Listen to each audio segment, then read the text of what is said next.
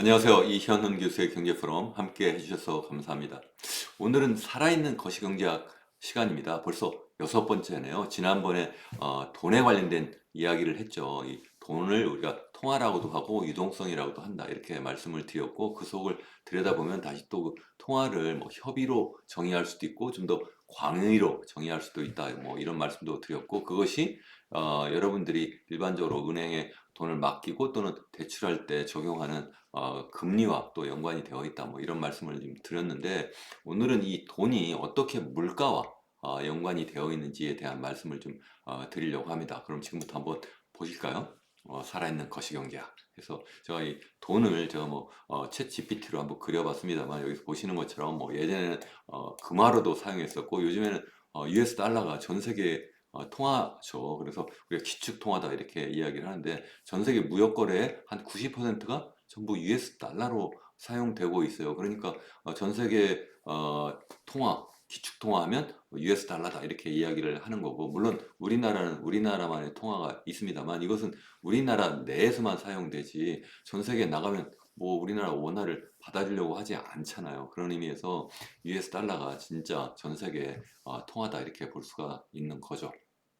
자, 그러면 좀 전에 말씀드린 것처럼 이제 물가와 어떤 연관이 있는지 한번 생각을 해 보겠습니다. 여기 제가 또 하나 그림을 그렸는데, 지금 막 기계로 막 돈을 찍어내고 있잖아요. 이렇게 사실 생각해 보면 현재 우리나라가 사용하고 있는 원화 또는 좀 전에 말씀드린 전 세계 기축통화라고 하는 달러도 그냥 기계로 막 찍어내는 거죠. 이것이 무슨 금처럼 뭐 채굴해서 정제해서 만드는 그러한 통화가 아니잖아요. 그러니까 말 그대로 명목적으로 그냥 이것은 돈이야 이래서 돈으로서 사용되는 거다. 그런 의미에서 이걸 법정 화폐라고 또 한다, 이런 말씀도 드렸습니다. 법으로 정한 화폐 또는 실질 가치가 없는 명목적인 그러한 화폐. 그래서 명목 화폐 또는 법정 화폐 또는 법정 화폐, 명목 화폐 이렇게 이야기를 한다라고 말씀을 드렸습니다. 실제 뭐 1달러 지폐를 하나 만들어 서 여러분들 사용을 한다면 거기에 실제 이러한 인쇄 비용이 얼마나 되겠어요. 그것의 10분의 1도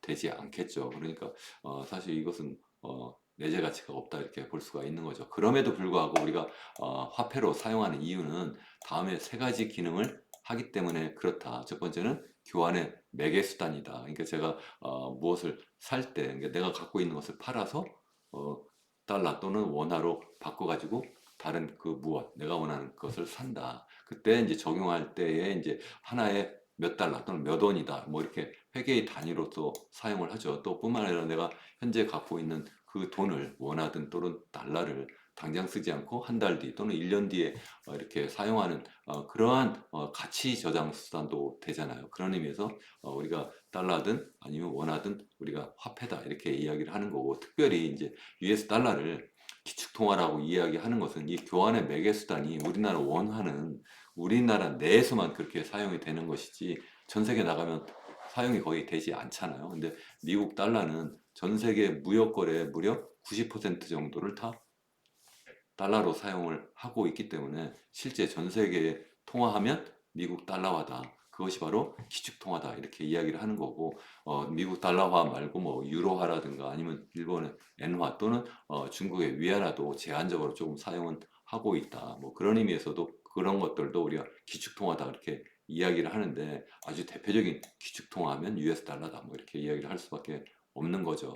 그 통화를 이제 뭐 보통 측정할 때에 뭐 협의로도 할 수 있고 뭐 아주 광의로도 할 수가 있는데, 협의로 하면 이제 중앙은행이 찍어낸 그 현금, 그걸 갖다가 우리가 보통 본원 통화라고 해요. 물론 현금이라고 하면 지폐와 동전을 포함하는 거죠. 거기에 뭐 은행에 그냥 맡겨서 언제든 쉽게 뺄 수 있는 돈, 그걸 갖다가 요구불 예금이라고 하죠. 요구하면 불 바로 지불이 된다. 그럴 때 요구불 예금이라고 하고 또는 보통 예금이라고 하죠. 여러분들이 언제든 은행에 집어넣었다가 뺐고 뺐다가 넣었다 뺐다 넣었다 이렇게 할 수 있는 그런 것들을 포함하면 우리가 협의의 통화 M1이라고 하고, 거기에 이제 2년 미만의 저축성 예금 또는 적금을 포함하면 우리가 광의라고 한다.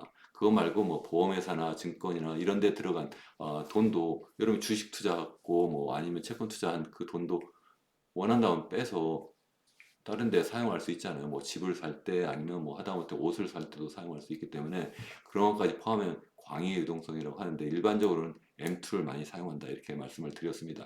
그 M2는 여기 보시는 것처럼 한국의 경우에 계속 물론 증가를 하는데 증가율은 매년 좀 다르게 나타나죠. 그래서 여기 보시면 이게 90년부터 91년부터 쭉 보고 있는데 90년대만 해도 굉장히 높아요. 증가율이. 그러다가 좀 많이 떨어졌다가 다시 또 증가했다 떨어졌다 증가했다 뭐 이렇게 하는데 가장 최근에 코로나 터졌을 때 코로나가 딱 터지니까 그때 이제 M2가 또 빠르게 증가했죠. 그 얘기는 기준금리를 낮췄다는 이야기죠. 그러니까 기준율 금리를 낮췄다는 것은 통화량이 증가했다 이렇게 생각하면 거의 맞습니다. 반대로 이제 기준금리를 높이면 그러면 통화량이 줄어든다. 근데 줄어드는 것이 완전 마이너스로 가는 것보다 증가율이 감소하는 경우가 일반적입니다. 우리나라 같은 경우는 여기 보시는 것처럼 아예 0% 밑으로 M2 증가율이 이렇게 떨어진 적은 한 번도 없었어요. 근데 미국 같은 경우에 실제 그런 경우도 있다 말씀을 드렸죠. 그래서 여기 M2 같은 경우에 계속 증가하고 있는데 특히 코로나 이후에 엄청나게 빠르게 증가했다. 근데 이게 얼마나 많이 증가했느냐? 장기 추세선보다 한참 위에 있다. 그런 이야기고 이걸 갖다가 퍼센티지 변화율로 이렇게 표시하면 여기 코로나 이후에 이 증가율이 얼마나 튀어 올랐나 보세요.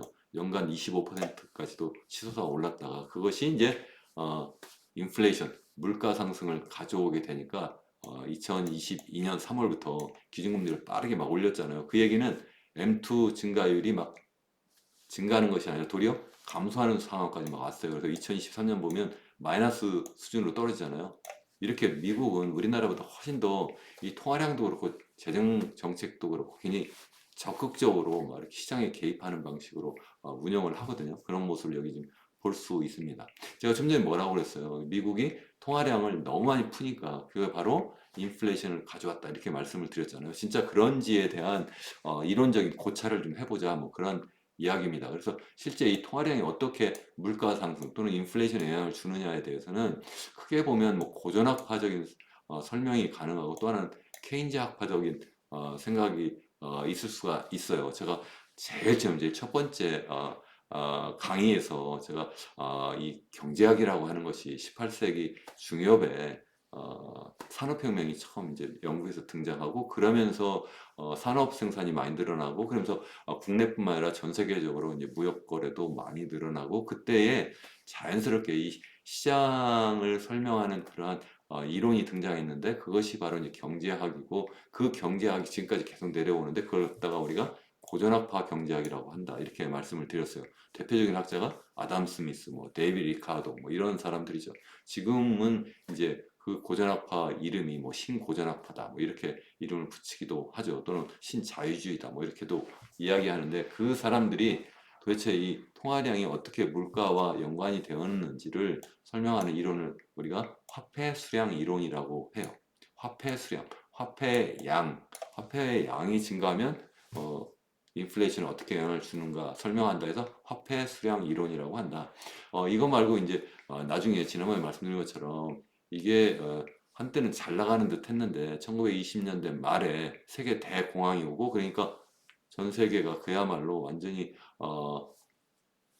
침체 상태로 이제 오랫동안 계속 되었죠. 그것을 우리가 너무 침체가 심하니까 이것이 대공황이다, 그레이트 디프레션이다 이렇게 한다고 말씀을 드렸는데 그러다 보니까 고전학파적인 설명이 맞지 않더라는 거죠. 고전학파는 그냥 시장은 레벨에만 두면 보이지 않는 손에 의해서 항상 자원 배분이 효율적으로 이루어지기 때문에 항상 완전 고용 상태가 유지될 수 있다 이렇게 했는데 실제 보니까 20년대 말부터 시작해서 한 10년 동안 그런 상태가 아니라 전혀 다른 상태, 실업이 엄청나게 늘어나고 경제는 그야말로 완전히 곤두박질 치는 그런 상태가 된 거죠. 그때 해성같이 등장한 사나이가 있었으니 그 사나이의 이름이 존 메이너드 케인스다 이렇게 이야기를 했잖아요. 그래서 케인스는 이 경제 운영 방식을 설명하는 것이 기존의 고전학파 설명과 좀 많이 달라요. 그 다른 설명 중에 하나가 바로 이 통화량이 인플레이션에 어떻게 영향을 주는지에 대한 설명이기도 하거든요. 그래서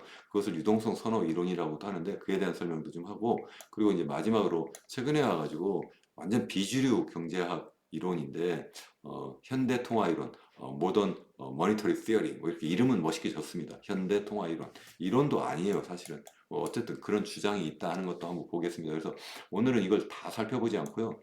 이 고전학파 설명만 좀 보고 케인스 학파 설명은 나중에 전반적인 이 케인스의 거시경제 이론을 설명하고 그러한 가운데에서 통화량이 어떻게 인플레이션에 영향을 주는지도 설명을 하도록 하겠습니다.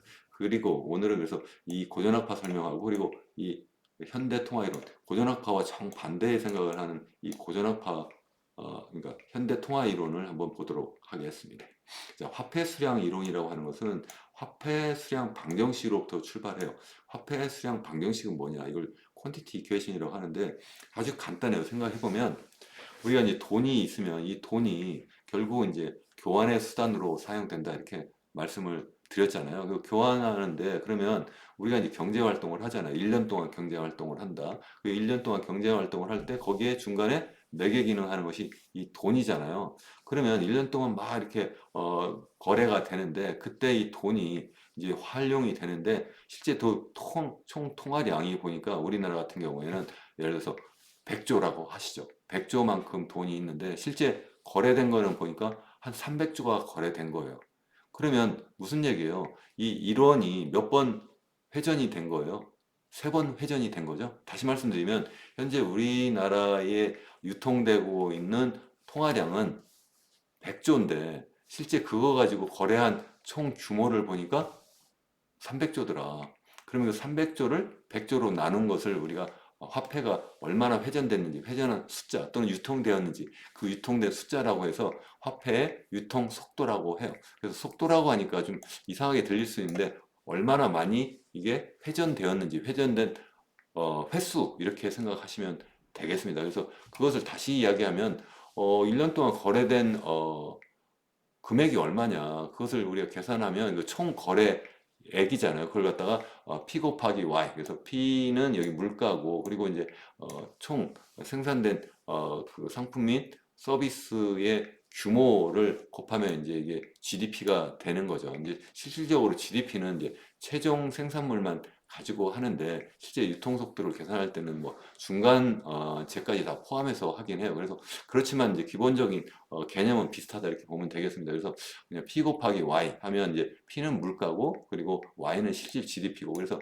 이 명목 GDP를 통화량으로 나눈 것이 바로 이 화폐 유통 속도다 이렇게 생각을 하면 되겠습니다. 그러면 화폐 유통 속도는 무엇에 의해서 결정되느냐? 이거는 좀 뭐 장기적인 어떤 시스템에 의해서 결정된다. 보통 뭐 그 나라의 문화라든가 관습이라든가 금융제도라든가 이런 데에서 결정되기 때문에 거의 고정되어 있다. 또는 뭐 거의 안정적으로 움직이지 않는다. 뭐 이렇게 이제 고전학파는 보는 거예요. 근데 실제 이렇게 보면 얘도 좀 움직이긴 움직여요. 움직이고 또 추세도 있어요. 추세도 있긴 한데 그 추세는 이게 장기적으로 당연히 뭐 문화라든가 관습이라든가 금융제도가 계속 변화하니까 그에 따라서 움직이기도 하지만 단기적으로도 좀 이 화폐 유통 속도가 좀 변화하기도 하는데 일단 고전학파는 장기적인 측면에서만 주로 경제를 들여다보는 그러한 학자들이거든요. 그러니까 단기적으로 잠깐 움직여도 장기적으로는 이러한 시스템에 의해서 움직이기 때문에 거의 움직이지 않는 거나 마찬가지다 이렇게 보는 거죠. 그러다 보니까 이 이제 화폐 유통 속도 이제 이게 하나의 정의잖아요. 정의. 근데 정의가 그렇다는 거예요. 그러니까 이 명목 GDP를 통화량으로 나눈 것이 화폐 유통 속도다. 그래서 그것을 이제 다시 이제 약간 변형해서 써보면 여러분 갑자기 뭐 고등학교로 돌아간 것처럼 느껴질 수 있는데 이 오른쪽에 있는 이 분모 의 m을 갖다가 왼쪽으로 옮기면 어떻게 됩니까? m 곱하기 v는 p 곱하기 y가 되는 거죠. m은 뭐라고 했어요? 통화량. v는 화폐 유통 속도. 그리고 오른쪽 P 곱하기 Y는 명목 GDP죠. 자, 이렇게 되니까, 자, 우리가 관심 있는 이 통화량이잖아요. P. M이죠, M. 이 M이 증가하게 되면 어떤 영향을 미치느냐, 이제 그걸 알고 싶은 거잖아요. 근데 M이 증가하게 되면 이 V는 고정되어 있다고 이야기를 했잖아요. 지금 계속. 그러니까 M이 증가하면 V는 고정되어 있고, 그러니까 P 곱하기 Y가 증가한다. P 곱하기 Y. 그러니까 M이 증가하면 통화량이 증가하면 명목 GDP가 증가할 수밖에 없다. 그런데 이 명목 GDP는 P 곱하기 Y잖아요. 근데 이 Y는 뭐예요? Y는 다시 생각해 보면 이 Y는 그 나라가 갖고 있는 자원, 토지, 노동, 자본. 거기에 기술이 들어가서 만들어낸 것이잖아요. 그러니까 이건 실질 GDP다 이렇게 이해하는데 이거는 통화량으로서 영향을 줄 수 있는 게 아니라는 거예요. 실질 GDP는.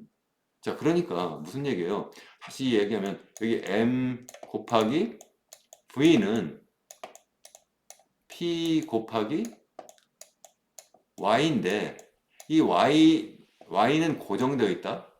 V도 고정이 되어 있다. 그러니까 어떻게 돼요? M이 증가하면 P밖에 증가할 수밖에 없다. M이 증가하면 P에 영향을 줄 수밖에 없다. 그러니까 M이 10% 증가하면 P도 10% 증가한다. 거의 1대1로 움직인다. 그 얘기입니다. 이거는 좀 전에 말씀드린 것처럼 장기적인 측면에서는 좀 그런데 단기적인 측면에서는 꼭 그렇지 않다. 나중에 이제 고전압파도 그 정도는 다 이제 인정을 하게 되는데 실제 그런지 한번 볼까요? 여기 보시면 이제 과거 이제 제가 하이퍼 인플레이션 예를 좀 들어드렸잖아요. 대표적인 나라가 독일이라고 말씀드렸는데 여기 왼쪽 하단에 보면 이 독일의 경우에 이게 보면 1920년대 중후반에 얼마나 빠르게 물가가 상승했나 보세요. 자, 이렇게 물가 많이 상승했는데 이게 빨간색이 물가 상승하는 모습을 보여주는 거예요. 물가 지수. 근데 이 통화량도 보면 같이 그려놓으면 통화량하고 물가가 어때요? 그냥 같이 움직여요. 그러니까 결국 무슨 얘기예요? 그 당시에 이렇게 막 자고 나면 막 돈 값어치가 막 그야말로 휴지처럼 계속 떨어져서 그 당시에 뭐 밥을 먹으려고 하면 뭐 술에 싣고 다녔다 돈을 이걸 뭐 이 돈이라고 하는 것 가지고 그냥 그야말로 불쏘시개로 썼다 난로 연료로 썼다 뭐 이런 이야기까지 했다 뭐 그런 얘기를 들었잖아요 뭐 그런 비슷한 상황이 될 수밖에 없었던 것이 돈을 너무 많이 찍어서 그 당시만 해도 돈을 많이 찍으면 이것이 물가를 상승시킨다는 것을 제대로 이해를 못한 거예요. 그러다 보니까 이런 상황까지 막 돼버렸던 거죠. 그럼 왜 이렇게 돈을 많이 찍었을까요? 경제가 너무 어려우니까 그 당시 뭐 지난번에 잠깐 뭐 다른 영상에서 말씀을 드렸던 것 같은데 뭐 미국이 그 당시에 스무트 홀리 관세법이라고 해서 열심히 막 적극적으로 관세율을 막 높여버렸잖아요. 그러다 보니까 이제 전 세계가 관세 전쟁으로 막 도입하게 되고 막 그러니까 경제는 점점 더 어렵고 그러니까 각국이 막 돈을 많이 찍어내기 시작한 거예요. 돈 찍으면 그러면 당장에 괜찮은 것처럼 느껴질 수 있겠다 이렇게 본 거죠. 또 뿐만 아니라 독일 같은 경우에는 1차 세계대전 끝나고 전후에 이제 전쟁 배상금을 막 또 갚아야 되는데 그러니까 또 돈을 또 많이 찍어내고 그러다 보니까 이제 그것이 겹쳐서 이런 상황이 나타났다는 거고 이 독일뿐만 아니라 이 오스트리아도 보면 이게 굉장히 물가가 빠르게 상승하는 것을 여기 볼 수가 있는데, 그러니까 1차 세계대전 끝나고 이게 계속 빠르게 증가했는데, 한 22년 후반까지, 그때 보면 통화량도 빠르게 증가했더라. 헝가리도 보면 또 비슷하네요. 그리고 폴란드도 좀 비슷하다. 대체로 1차 세계대전이 끝나고 이런 비슷한 현상이 유럽에서 지금 나타난 것을 볼 수가 있습니다. 자, 그렇다면 우리나라는 어떠냐 한번 보시죠. 우리나라 보기 전에 미국부터 한번 먼저 볼까요? 자, 미국에 이제 1960년부터 시작해서 25년 3월 가장 최근까지 지금 통화량에 추이하고 그리고 이제 물가 추이를 보려고 합니다. 그래서 통화량이 어떻게 움직이는지 점선으로 이렇게 나타났어요. 점선으로. 자, 좀 전에 한번 봤죠. 그래서 코로나 이후에 굉장히 빠르게 증가했다. 그래서 이게 최근에 좀 약간 주춤하는 것처럼 보이지만 어쨌든 이미 굉장히 장기 추세선보다 좀 올라가 있는 상태다 이렇게 말씀을 드렸는데 여기 보면 물가를 이제 CPI로 일반적으로 소비자 물가로 많이 계산하는데 특별히 근원 CPI가 중요하다 이렇게 말씀을 드렸죠. 근원 CPI라고 하는 것은 전반적인 물가에서 특별히 무엇을 빼버렸어요? 에너지 가격하고 농산물 가격은 뺐죠. 왜요? 이거는 어떤 외부적인 어떤 요인에 의해서 이게 등락이 심할 수 있거든요. 뭐 계절적인 요인도 있고 또 실제 뭐 그 해가 갑자기 흉작이 막 이루어졌어요. 아니면 뭐 외국에서 뭐 엄청난 전쟁이 벌어졌어요. 이런 경우에는 이 나라 내부적 사정에 의해서가 아니라 그냥 어떤 기상의 변화에 의해서 아니면 외부의 어떤 충격에 의해서 이 물가가 변할 수 있기 때문에 그것은 좀 제외하고 우리가 보통 인플레이션을 계산하는데 그것을 우리가 CPI 인플레이션이다 이렇게 이야기를 하잖아요. 그걸로 한번 보면 이 하늘색, 짙은 하늘색 선이 바로 이게 물가가 어떻게 움직이느냐를 보여주고 있죠. 어쨌든 대체로 증가하긴 하는 것 같아요. 하는데 보면 여기 기준점을 2020년을 딱 100으로 2020년 2월을 이제 막 코로나 막 터지던 그 시점을 이제 100으로 놓고 봤는데 두 개 다 비슷하게 움직이는 것처럼 보이지만 사실은 물가가 증가한 것보다 이거 보면 시작할 때 예전에는 이게 통화량이 더 밑에 있었잖아요. 근데 이게 반대 뒤집혔잖아요. 그러니까 실제 통화량이 훨씬 더 빠르게 증가했다. 그러니까 통화량 증가한 만큼 물가가 상승하지는 않았어요. 사실은 요즘에 그 미국의 경우도 그렇고 한국도 그렇고 대체로 비슷합니다. 자, 그런데 어쨌든 그것을 이제 변화율로 보면 YO, Y 하면 year on year. 그래서 전년 동기 대비 이렇게 비교하면 여기 다시 또 이제 짙은 하늘색이 CPI 인플레이션 rate, 그러니까 전년 동기 대비 변화율이고, 여기 점선으로 나타나는 것이 이제 M2 변화율인데, 대체로 뭐 비슷한 것처럼 보이긴 하는데 아주 똑같지는 않다. 여기 70년대 두 차례에 완전히 그 인플레이션이 엄청나게 심하게 있었던 적이 어, 있었잖아요. 그걸 갖다가 스태그플레이션이라 한다. 그때는 인플레이션과 함께 리세션, 그러니까 경기 침체도 같이 있어서 스태그플레이션이라고 한다. 이렇게 했는데, 그 당시에도 보면 통화량이 사실은 좀 증가해서 나타난 측면도 좀 있다. 이렇게 볼 수가 있는데, 사실 더 중요한 이유는 바로 오일 샥 때문에 그렇죠. 오일 샥은 에너지 가격이니까 그거 제외했는데 왜 이렇게 영향을 주느냐. 사실 오일 가격이 상승하면, 에너지 가격이 상승하면 이것이 다른 상품 서비스에도 다 가격 상승으로 나타날 수밖에 없잖아요. 그래서 완전하게 제외시킬 수 없습니다. 그래서 여기 보면 70년대 중반 그리고 후반에 이렇게 인플레이션율이 크게 나타나는 것은 통화량 증가가 약간 있지만 아주 심하지는 않다는 거고, 그거보다는 오일 샥 때문에 그렇다. 중동에서 오페크 그 국가들이 이제 원유 가격을 막 두 차례에 걸쳐서 엄청나게 높였거든요. 그러면서 이제 그런 상황이 벌어졌는데, 어쨌든 이걸 잡으려고 하니까 그때 어떻게 했어요? 이제 폴 볼커 당시 이제 연준 위장이 1980년부터 시작해서 금리를 막 엄청나게 높였잖아요. 그게 통화량을 낮췄다 그런 의미라고 제가 좀 전에 말씀드렸는데, 실제 보면 통화량을 막 급격히 이렇게 막 줄여버려요. 완전 마이너스까지 가진 않지만 그러면서 이제 물가를 좀 잡았는데, 가장 최근 현상을 보면 여기도 보시면 통화량을 막 늘리니까 2020년 이제 코로나 터지고 나서 그것이 이제 기준금리를 낮추는 것이다 이렇게 말씀을 드렸잖아요. 기준금리 낮추고 또 동시에 또 양적 완화라고 해서 실질적으로 아예 미국의 국채를 막 장기 국채를 많이 샀어요. 또 뿐만 아니라 MBS라고 해서 모기지 백 시큐리티, 그러니까 부동산 담보 채권도 많이 샀어요. 이렇게 사는 방식으로 또 실질적으로 그 통화량을 시중에 직접적으로 또 막 중앙은행인 연준이 막 풀어 제꼈는데, 그러다 보니까 이게 M2가 이렇게 급격하게 증가하는 모습이 보이고, 그때에 이제 인플레이션율도 크게 나타나더라. 그러니까 기준금리를 또 2022년 3월부터 막 낮추고 또 양적 완화를 양적 긴축으로 확 바꿔버렸어요. 그러다 보니까 이게 어때요? 통화량이 마이너스 쪽으로 이제 증가율이 나타났던 거죠. 그러다 보니까 이제 물가가 좀 잡히고 있더라. 그러니까 무슨 말씀입니까?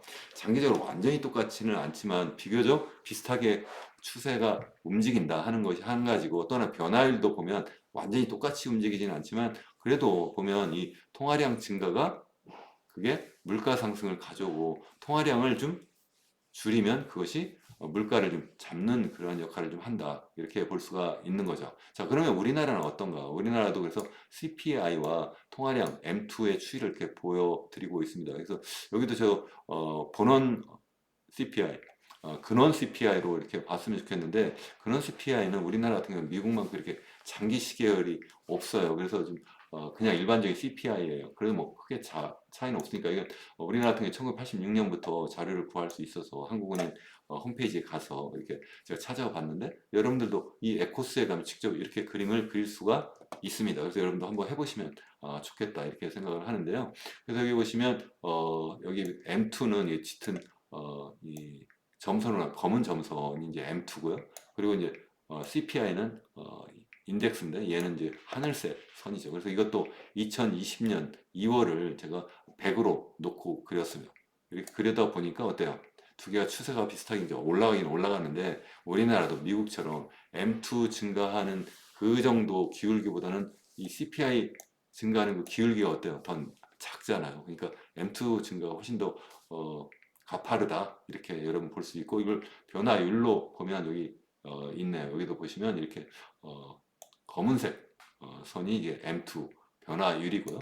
전년 동기 대비로 본 거고, 여기 CPI는 하늘색 선으로 나타납니다. 그래서 여기도 가장 최근만 이렇게 보시면 M2 막 이렇게 증가할 때, 우리나라도 이제 코로나 이후에 막 M2가 막 증가했죠. 그것은 기준금리를 낮췄다 그런 의미라고 제가 말씀을 드렸고요. 그러다 보니까 물가 상승도 같이 나타났다. 그러다가 다시 이제 기준금리를 높였잖아요. 그게 바로 통화량을 줄였다 그런 의미고, 그러다 보니까 물가도 최근에 와서 좀 잡혀가는 것처럼 보인다. 그래서 미국뿐만 아니라 우리나라도 이게 장기적으로 비슷하지만 아주 똑같지는 않고 변화율도 똑같이 움직이는 것 같지는 않은데 그래도 비슷하게 움직인다. 다시 말씀드리면 물가를 잡기 위해서는 어쨌든 통화량을 높여야 된다. 반대로 너무나 기준금리를 낮추고 통화량을 많이 풀어버리면 이것이 결국은 물가 상승으로 올 수밖에 없다 하는 것이 이제 역사적 사실이고 또 이론이기도 하다는 거예요. 그래서 인플레이션 조세라는 말이 나왔어요. 이게 무슨 얘기냐면 자 무슨 상황이 벌어졌어요. 막 경제가 굉장히 어려워요. 이런 때 정부는 어떻게 하고 싶어요? 당연히 막 돈을 풀어서 사람들에게 나눠주고 싶죠. 다들 힘들다고 하니까. 자, 그래서 제일 쉽게 하는 것은 뭐예요? 뭐 그냥 돈을 똑같이 다 뿌리는 거죠. 그래서 뭐 실제 코로나 상황에서 전 국민을 대상으로 뭐 50만 원, 뭐 이렇게 돈을 이렇게 나눠줬잖아요. 이렇게 나눠주는 것을 우리가 생각을 해볼 수도 있고 아니면 계층별로, 그러니까 저소득 계층에게는 좀 더 많은 돈을 이렇게 보조금으로 줄 수도 있고 그것이 아니라도 정부가 뭐 여러 가지 사업을 막 벌릴 수가 있잖아요. 여러 가지 치료 사업도 벌리고 여러 가지 뭐 인프라 건설하는 사업도 벌리고 이러면서 고용을 막 늘려갈 수도 있는데 그렇게 하려고 하는데 돈이 필요하잖아요. 세금을 걷어서 하면은 결국은 사람들한테 세금을 걷어야 되니까 돈을 다시 뿌리더라도 걷었던 돈을 다시 뿌려주니까 그게 그거 아니야? 이렇게 돼버리는 거죠. 실제 그래서 경제에 미치는 영향은 굉장히 미미할 수밖에 없는 거죠. 그러니까 어떻게 하냐면 돈을 빌려서 하죠. 그게 바로 국채를 발행해서 그래서 하는데 국채를 발행하는 방식으로 하는 거 말고 아예 국채를 발행할 때 한국은행더러 아니 중앙은행한테 내가 국채를 내가 100조만큼 내가 발행할 테니 이것을 한국은행 네가 그걸 사가지고 그만큼 돈을 뿌려라. 그만큼 나한테 돈을 줘라. 그 얘기죠. 그러면 내가 정부가 그 돈을 풀겠다.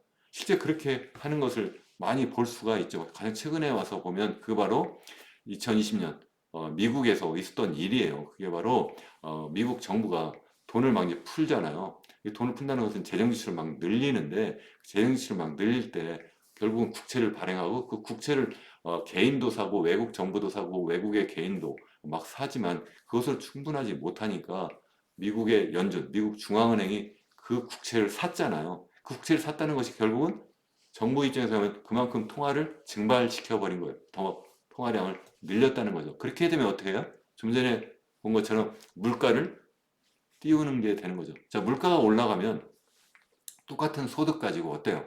소비할 수 있는 그 규모가 줄어들 수밖에 없잖아요. 그래서 실질 구매력을 떨어뜨린다는 거예요. 그러니까 결국 무슨 얘기냐면, 그러니까 지금 내가 세금을 걷지 않았어요. 세금을 걷지 않으니까 난 괜찮네. 그게 아니라 세금을 걷지 않고 정부가 이렇게 돈을 풀어버리면 결국은 그것이 물가 상승으로 귀결이 되어서 결국 나의 실질 구매력이 떨어진다. 그렇게 떨어지기 때문에 인플레이션이 조세처럼 세금처럼 작용한다. 그래서 인플레이션 조세다 이렇게 이야기를 하는 거예요. 이게 사실은 이게 재정 지출할 때 통화 증발 직접적으로 하지 않고 그냥 국채만 발행해서 해도 그 똑같은 효과가 사실 나타나요. 그래서 다만 이제 중앙은행이 직접 그걸 갖다가 뭐 QE 그 양적 완화하는 방식으로 직접 구매하는 거랑 약간 좀 다른 약간 뭐 정도의 차이는 있습니다만 대체로 다 인플레이션을 가져오는 것은 마찬가지인데요. 어쨌든 이런 인플레이션 조세 현상이 나타난다. 그러니까 여러분들 이런 것을 아셔야 돼요. 그러니까 어떤 정치인이 요즘에 이제 막 대통령 후보들이 막 너도 나도 나타나잖아요. 그런데 내가 대통령이 되면 돈을 그냥 막 풀어서 여러분들한테 막 정말 살기 좋은 세상 만들어 드릴게요. 이렇게 얘기할 때 그 돈이 어디서 나와요? 그 대통령 후보 아니면 그 대통령이 실제 됐을 때 그 사람 돈에 그 사람 월급에서 나오나요? 아니잖아요. 결국 우리 세금을 걷어서 하거나 세금 가지고 하는 것은 좀 아무래도 좀 부담스러우니까 어떻게 해요? 계속 재정 적자를 보거나 재정 적자 가지고도 좀 부족하니까 중앙은행, 한국은행에게 자꾸 압력을 넣어가지고 돈을 더 찍어내도록 이렇게 만들어 버린다는 거죠. 그게 미국에서도 벌어지는 일이고 우리나라에서도 벌어지는 일이고 대표적으로 또 중남미에서 1970년대, 80년대 계속 그런 식으로 일이 벌어져 가지고 그 나라가 결국은 거지가 돼버린 거예요. 그러한 상황이 벌어질 수가 있다. 그러니까 여러분들이 그러한 상황을 기왕이면 잘 이해하시면 좋겠어요. 이번 이렇게 이제 거시경제학 이런 강의를 들으시면서 그러한 생각을 좀 해보면 좋겠다. 어쨌든 그럼에도 불구하고 그렇지 않다라고 그렇게 주장하는 학자들이 있어요. 학자라고 볼 수도 없어요. 그냥 그야말로 제가 볼 때는 완전 사기꾼들인데 이름은 멋있게 현대통화 이론이에요. 그래서 MMT다. 그래서 모던 머니터리 시어리. 그래서 현대 통화 이론이라고 하는데 좀 전에 제가 말씀드린 것처럼 2008년도에 글로벌 금융위기 때 그때도 이제 미국 연준이 대규모의 그런 양적 완화를 했어요. 그게 그만큼 돈을 막 풀었다는 이야기고요. 또 2020년에도 또 코로나 팬데믹 때 또 돈을 엄청나게 많이 풀었어요. 기준 금리도 낮추고 또 실제 양적 완화해가지고 그래서 또 돈을 또 많이 풀고 이렇게 많이 돈을 풀었어요. 이렇게 돈을 많이 푸는 것이 너무 당연하다. 더군다나 요즘처럼 막 지구 온난화에다가 막 사회 양극화에다가 뭐 이런 상황에서 정부가 돈 쓸 일이 얼마나 많으냐. 이렇게 돈 쓸 일이 많은데 옛날처럼 돈 안 쓰려고 자꾸 해서 뭐 무슨 뭐 균형 재정을 해야 되느니 이런 식으로 하면 안 된다. 그런 주장을 마침 지난번 2020년 그 당시 대선이 있었잖아요. 그 유력한 대통령 후보로 등장했던 사람이 민주당 쪽에서 이 버니 샌더스잖아요. 이 버니 샌더스는 결국은 조 바이든에게 이제 져서 이제 최종적으로 이제 대통령 경선에 나가지 못했습니다만 이런 사람들이 주장했던 것이 바로 이런 거예요. 아, 나는 그러니까 조 바이든보다 훨씬 더 선심성 정책을 막 쓰겠다는 사람이 이런 버니 샌더스 같은 사람이잖아요. 그래서 그럼 그 어떤 주장이냐면 이 돈이라고 하는 것이 세 가지 기능을 한다고 그랬잖아요. 뭐 교환의 매개 수단이고 또 회계의 단위고 또 가치의 저장 수단이다. 그런 이유로 이 돈이 필요하기 때문에 정부가 돈을 찍어낸다. 이렇게 이제 말씀을 제가 드렸는데, 근데 여기서 주장 자체가 처음부터 돈이 왜 필요하냐, 왜 정부가 돈을 찍어내느냐, 이유부터 달라요. 돈은 정부가 결국 세금을 징수하기 위해서, 세금을 징수하려고 하니까 누군가 사람들이 돈을 갖고 있어야 되지 않느냐. 그 돈을 찍어서 그걸 나눠준 다음에, 그런 다음에 다시 회수하는 것이 그게 바로 세금을 징수하는 거다. 그 얘기예요. 그러니까 세수가 부족하면 그럼 어떻게 해야 돼, 다시요? 돈을 더 찍어서 사람들한테 또 나눠주면 된다. 다시 이야기하면 경기가 좀 침체하면 돈을 더 찍어가지고 그거 가지고 사람들 직접 나눠주기도 하고 뭐 여러 가지 인프라 건설하는 데도 쓰면 그러면 또 소비도 살고 투자도 살고 그래서 경제가 활성화되니까 이 좋은 거 아니야. 이렇게 이야기를 하는 거예요. 자, 그런데 정부가 돈을 계속 찍어낼 수가 있으면 국가 재정은 파탄 나지 않는다는 거죠. 뭐 미국이 뭐 지금 계속 지금 재정 적자가 쌓이고 쌓여서 국가 부채가 무려 36조가 된다. 뭐 이렇게 여러분들도 알고 계실 거라고 생각하는데 이게 GDP 대비 무려 126%나 된다. 뭐 이런 이야기 하잖아요. 그래서 너무 많다. 뭐 이렇게 이야기를 하는데 정부가 무조건 막 돈을 찍어낼 수만 있다면 그러니까 돈을 찍어가지고 국가 부채 갚아버리면 그만이잖아요. 그렇게 해도 된다 이렇게 보는 거예요. 자, 그렇게 하는데 그게 실제 그렇게 하더라도 이게 인플레가 오지 않는다. 그게 어떻게 가능하냐? 이 사람들 얘기는 인플레가 만약 오면 그러면 세금을 더 높이면 된다는 거예요. 인플레가 오면 세금을 더 높인다. 그래서 이걸 뭐 나름대로 주류경제학과 이제 현대통화이론을 좀 비교한 그런 표를 어떤 블로그에서 잘 만들었더라고요. 제가 출처를 밝히고 지금 가져왔습니다. 그래서 돈이 뭐냐? 제가 좀 전에 말씀드린 것처럼 이게 주류 경제학에서는 이 돈은 교환의 매개 수단이고 회계 단위고 가치 저장 수단이다 이렇게 하는데 이 현대통화이론 MMT에서는 세금을 걷기 위해서 필요해서 정부가 돈을 찍어내는 거다. 그래서 정부가 돈을 찍어서 이제 얼마든지 지출할 수가 있다는 거고 그러니까 국채 발행을 굳이 뭐 할 필요가 있냐 뭐 재정 적자 아니면 국가 부채를 걱정할 필요도 없다. 다시 말하면 정부 파산할 가능성도 없고 또 인플레이션 걱정도 할 필요가 없다. 인플레이션 나타나는 것처럼 보이면 그러면 또 세금을 더 거두면 된다. 뭐 이렇게 이야기를 하는 거죠. 자, 이게 말이 되느냐는 거예요. 우선 첫 번째, 통화량이 증발하면 이론적인 그러한 측면뿐만 아니라 이 역사적인 경험에서 실제 인플레이션이 나타나는 것을 계속 봤잖아요. 특히 1차 세계대전 이후에 유럽 각국에서 그렇게 하이퍼 인플레이션, 초인플레이션 나타난 것도 좀 봤고요. 요즘에는 뭐 그 정도까지는 아니지만 요즘엔 그만큼 돈을 많이 찍어내지 않기 때문에 그런 것도 있어요. 그러니까 그렇게 하이퍼 인플레이션을 불러오진 않지만 2020년 코로나 이후에도 미국이 돈을 많이 찍어내니까 그러니까 결국은 어땠어요? 인플레이션이 나타났고 그것이 미국뿐만 아니라 전 세계 인플레이션이 나타났잖아요. 그것은 미국의 달러가 기축 통화이기 때문에 전 세계 통화이기 때문에 또 그러한 상황이 되는 거예요. 어쨌든 이 사람들 그렇게 이야기를 하는데 특히 이제 기축 통화국은 그렇지 않다 이제 그런 이야기를 하는 거예요. 기축 통화국은 특히 뭐 얼마든지 돈 찍어낼 수 있는데 그럼 남들이 그거 사용하지 않느냐. 그런데 그렇지 않다는 거예요. 이 돈을 많이 찍어내면 그만큼 미국 달러의 가치가 좀 떨어지게 되고 그러니까 사람들이 미국 달러 가치가 떨어져? 그럼 내가 굳이 내가 미국 달러를 내가 보관하려고 하겠어요?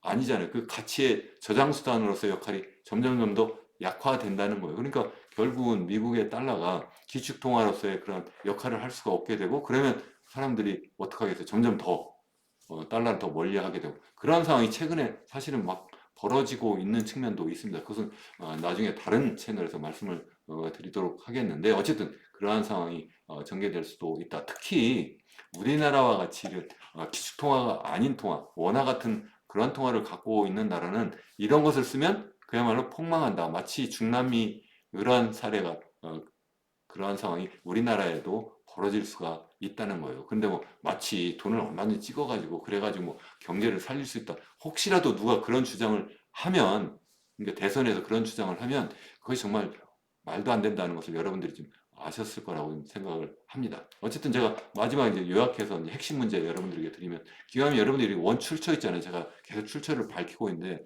직접 가셔서 한번 내용을 확인해 보면 훨씬 더 좋지 않을까? 여러분들의 어떤 경제 지식, 여러분의 경제 근육을 키우는 데 도움이 되지 않을까 이렇게 생각을 하고, 또 실제 이제 고전학파의 화폐 수량 이론을 제가 설명을 드렸는데 좀 더 자료를 얼마든지 찾아볼 수가 있어요. 뭐 네이버든 뭐 구글이든 이런 데에 가서 검색을 하시면 실제 이런 화폐 수량 이론을 더 여러분들이 공부하실 수 있거든요. 그래서 들어가서 그러한 내용을 좀 살펴보시면 실제 통화량 증가가 어떻게 인플레이션에 영향을 주는지 더 여러분들이 공부하실 수도 있을 거고, 제가 말씀드린 현대통화 이론에 대해서도 여러 그 자료가 또 인터넷상에도 많이 떠 있어요. 그런 것도 좀 보시면 좋겠습니다.